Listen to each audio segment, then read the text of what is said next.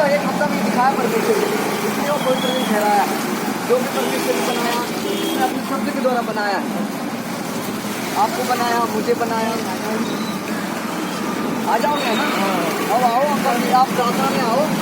अगर आप प्रार्थना में आओगे, मैं सच बता रहा हूँ, आपका जीवन बदल जाएगा। और हम चाहते हैं कि आपकी आत्मा बचे। जो संसार कुछ नहीं देने वाला, संसार के लोग आपको कुछ नहीं देंगे। देगा वो जीवन आपका खुदा जीवित है, जो जिंदा है, वो सब कुछ देगा। वो अनंत जीवन देना जानता है। लेकिन इंसान कुछ नहीं देगा। इंसान आपको बता देगी कि हम नहीं करने वाले हैं। जैसे मोदी ने कहा है, बड़े दिन आने वाले हैं, अच्छे दिन आने वाले हैं। अभी तक आया नहीं। आया क्या? आज मणिपुर में बहुत सारे लोग मर गए हैं, लेकिन अभी कुछ नहीं हो रहा। इधर हो जा काका, इधर हो जा। ठीक है, ठीक है।